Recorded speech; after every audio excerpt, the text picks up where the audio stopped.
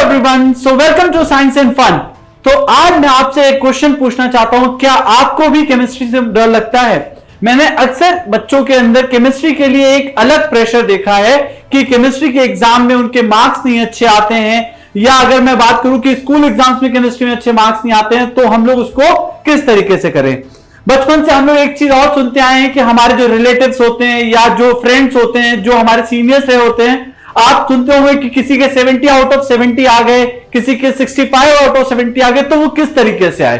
आज की क्लास में मैं आपको बताने वाला हूं, आज के इस वीडियो में आपको बताने वाला हूं कि हम लोग किस तरीके से 70 आउट ऑफ 70 केमिस्ट्री में स्कोर कर सकते हैं। तो मैं स्टार्ट करूंगा केमिस्ट्री के साथ। केमिस्ट्री सब्जेक्ट जो है वो आपका 3 पोर्शन में डिवाइडेड होता है, फिजिकल केमिस्ट्री, इनऑर्गेनिक केमिस्ट्री और ऑर्गेनिक केमिस्ट्री। अगर मैं वेटेज की बात करता हूं तो देखो, सबसे पहले हमें वेटेज जानना जरूरी है।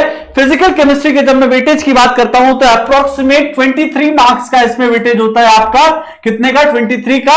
और इनऑर्गेनिक केमिस्ट्री के जब वेटेज की बात करते हैं तो ऑलमोस्ट अप्रोक्स 14 मार्क्स के आसपास का वेटेज होता है बोर्ड एग्जाम्स में। और ऑर्गेनिक केमिस्ट्री की जब हम लोग बात करते हैं तो इसका वेटेज रहता है 33 मार्क्स का।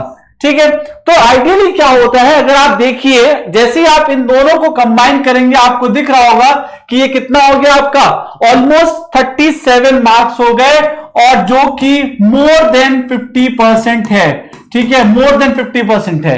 यानी कि अगर कोई फिजिकल और इनऑर्गेनिक केमिस्ट्री को बहुत अच्छे से कर लेता है तो मोर देन 50% मार्क्स तो वो स्कोर कर सकता है केमिस्ट्री सब्जेक्ट में। ठीक है, लेकिन उसके बाद ऑर्गेनिक केमिस्ट्री का जो वेटेज है वो 33 मार्क्स का है। ठीक है, ऑर्गेनिक केमिस्ट्री में बच्चों को अक्सर प्रॉब्लम आती है, तो वो हम लोग किस तरीके से सॉल्व करेंगे या किस तरीके से करने वाले हैं ये भी मैं आपको बताता हूं। सबसे पहले मैं बात करता हूं फिजिकल केमिस्ट्री की। ठीक है, फिजिकल केमिस्ट्री में आप देख सकते हैं कि ये सबसे ज्यादा स्कोरिंग पोर्शन है। कैसा पोर्शन है? स्कोरिंग पोर्शन है। ऐसा क्यों है? ऐसा इस वजह से है क्योंकि यहां पर क्या आते हैं? न्यूमेरिकल्स आते हैं। यहां पर क्या आते हैं? न्यूमेरिकल्स आते हैं। तो न्यूमेरिकल्स के बारे में यह है कि अगर आप न्यूमेरिकल की जितनी ज्यादा से ज्यादा प्रैक्टिस करेंगे उनके गलत होने के चांसेस क्या हो जाते हैं? कम हो जाते हैं। और अगर गलत होने के चांसेस कम हो गए तो डेफिनेटली वहां पर मार्क्स आपको पूरे मिलने के चांसेस रहते हैं। अगर मैं इस न्यूमेरिकल्स की बात करता हूं तो जनरली 3 चैप्टर हमारे होते हैं 12th में। कौन से? एक हमारा सोल्यूशन चैप्टर के न्यूमेरिकल्स हैं, एक हमारा इलेक्ट्रोकेमिस्ट्री के न्यूमेरिकल है। ठीक है, इलेक्ट्रोकेमिस्ट्री के न्यूमेरिकल्स होते हैं, इसके साथ साथ केमिकल काइनेटिक्स के भी न्यूमेरिकल हैं हमारे पास। ठीक है, तो अगर आप इन तीनों चैप्टर्स के न्यूमेरिकल्स को बहुत अच्छी तरीके से कर लेते हैं, बहुत अच्छी एज इन प्रैक्टिस बहुत ज्यादा इंपॉर्टेंट है, जितना अच्छा आप प्रैक्टिस करेंगे उतना आपके क्वेश्चंस गलत होने के चांसेस कम हो जाते हैं। तो अगर आप इन तीनों चैप्टर्स के क्वेश्चंस को बहुत अच्छी तरीके से करेंगे तो आपके लिए क्या रहेगा? फिजिकल केमिस्ट्री सबसे ज्यादा स्कोरिंग रहने वाली है। इनऑर्गेनिक केमिस्ट्री की तरफ जब हम ध्यान देते हैं तो 14 मार्क्स का इसका वेटेज है। आप डी ब्लॉक एलिमेंट्स और कोऑर्डिनेशन केमिस्ट्री में इसकी बात करते हैं। कॉन्सेप्चुअल चीजें और यहां पर कुछ आ जाती हैं जिसमें हम लोग इनऑर्गेनिक केमिस्ट्री को पढ़ते हैं। ये कैसे आएगा? जब हम लोग रैपिड रिविजन्स करते रहेंगे तब ये हमारा क्लियर हो जाएगा। ठीक है, रैपिड रिवीजन करने से यहां पर क्या होगा? इनऑर्गेनिक केमिस्ट्री पे आपकी पकड़ अच्छी बन जाएगी। ठीक है, तो इसका मेन फैक्टर क्या है? Rapid revision. उसके अलावा जो थर्ड है वो क्या है? Organic chemistry. वेटेज आपको दिख रहा होगा 33 है, यानी तीनों केमिस्ट्री में सबसे ज्यादा वेटेज किसका है? ऑर्गेनिक केमिस्ट्री का है।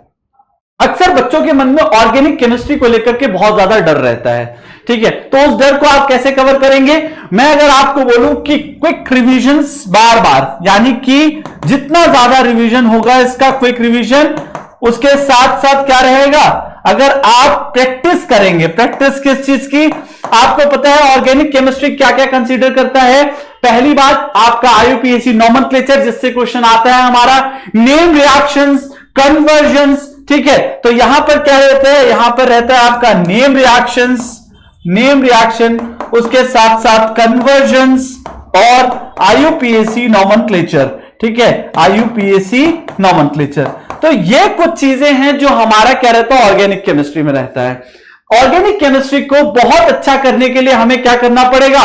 बहुत ज्यादा रिवीजन करना पड़ेगा। याद रखना, रिपीटेड रिवीजन बहुत ज्यादा इंपॉर्टेंट है ऑर्गेनिक के केस में। क्यों? क्योंकि आप जितनी ज्यादा बार रिवीजन करेंगे या जितनी ज्यादा बार रिवाइज करेंगे उतना अच्छा आपका सब्जेक्ट होता जाएगा। ठीक है, तो मैंने तीनों केमिस्ट्री के बारे में बात कर लिया है। यहां पर आपका इनऑर्गेनिक में कॉन्सेप्ट आ जाता है।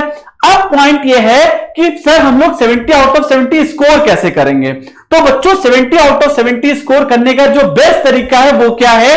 आप PYQ सॉल्व कीजिए, यानी कि जो बोर्ड के प्रीवियस ईयर क्वेश्चन है उनको सॉल्व कीजिए।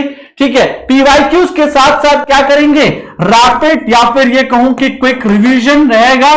ठीक है, रैपिड रिवीजन रहेगा। इसके साथ ही साथ क्या रहने वाला है आपका? रैपिड रिवीजन हो जाएगा, PYQs हो जाएंगे, और NCERT जो है सबसे इंपॉर्टेंट जो फैक्टर है वो क्या है मेरा? NCERT है। तो मुझे NCERT को बहुत ढंग से पढ़ना पड़ेगा। साथ ही साथ में उसके जो जितने भी एग्जाम्पल, चाहे वो एक्सरसाइज के क्वेश्चन हो या फिर वो एग्जाम्पल्स हो, मुझे सारे के सारे क्वेश्चन क्या करने पड़ेंगे? सॉल्व करने पड़ेंगे। तो जब आप इन तीनों चीजों को कर लेंगे तो आपके लिए 70 आउट ऑफ 70 स्कोर करना बहुत आसान हो जाएगा। याद रखना, क्वेश्चन प्रैक्टिस बहुत मस्ट है, और इस तरीके से आप क्या कर सकते हैं? यहां पर 70 आउट ऑफ 70 केमिस्ट्री में स्कोर कर सकते हैं। इसमें एक और जो मैं आपको ट्रिक बताना चाहूंगा, क्या? फिजिकल केमिस्ट्री के न्यूमेरिकल में आपको फॉर्मूला याद नहीं रहता है। अक्सर बच्चों के मन में मैंने ये देखा है कि उन्हें फॉर्मूले वो भूल जाते हैं। तो कैसे करेंगे? फॉर्मूला याद रखने के लिए हम बनाएंगे यहां पर शॉर्ट नोट्स। शॉर्ट नोट्स यानी कि न्यूमेरिकल की एक फॉर्मूला शीट तैयार करेंगे। फॉर्मूला शीट तैयार करेंगे और उस फॉर्मूला शीट से हम लोग क्या करेंगे? हमारे न्यूमेरिकल कर पाएंगे। ठीक है, मतलब ये सारे जितने भी फैक्टर्स मैंने आपको बताए हैं, ये सारे फैक्टर कंबाइनिंगली मिल करके आपको 70 आउट ऑफ 70 मार्क्स दे सकते हैं। ठीक है, तो इसी तरीके की ट्रिक्स को जानने के लिए देखते रहिए science and fun. Thank you so much.